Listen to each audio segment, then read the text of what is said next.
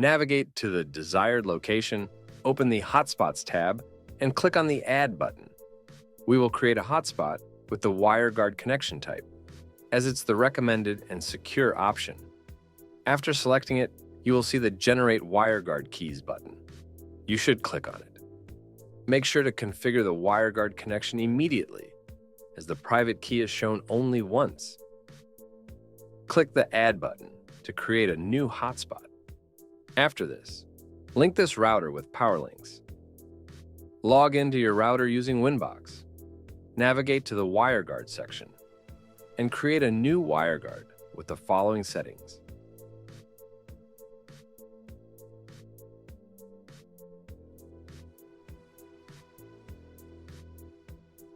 Then, in the VPN credentials section, copy the public key and proceed to the Peers tab in the WireGuard section to add a new peer.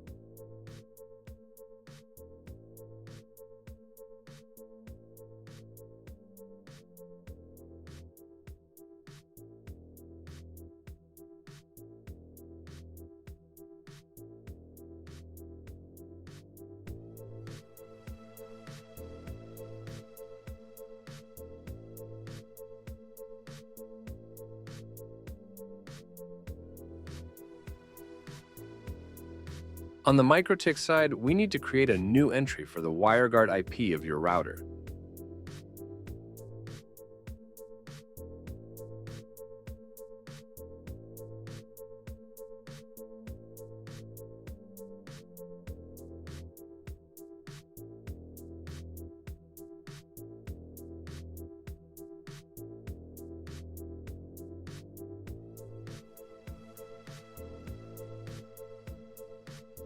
Create the Radius secret key to further link it with your Radius server on the router.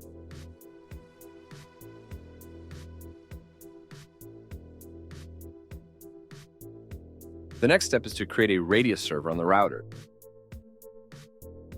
For WireGuard connection type, use this address. The Radius secret must be the same as in Powerlynx Hotspot. Source address is the IP address of the router in Powerlynx. For timeout, we recommended a value of 3,000 or more.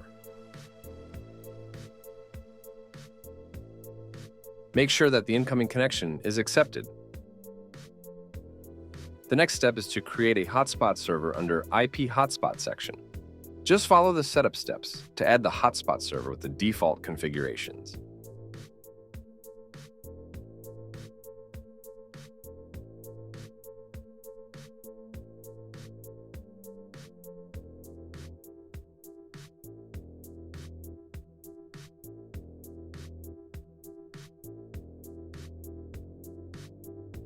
Under Server Profile, select Mac with authorization mode to use username and password.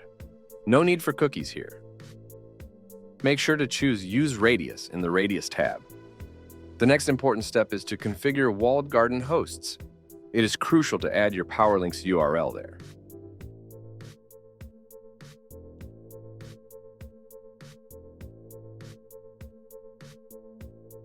The next step is to replace the login HTML file that can be found under the Files section with a special login file. The link for this file is in the documentation. You need to update two options there by replacing them with your Powerlynx URL.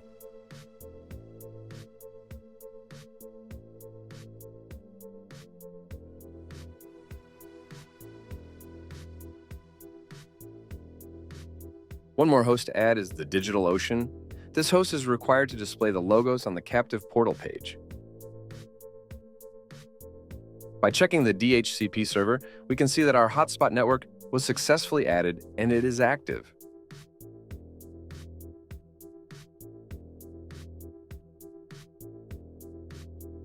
Our last step is to add the hotspot server name into the SSID field of your location's details and under the splash page section.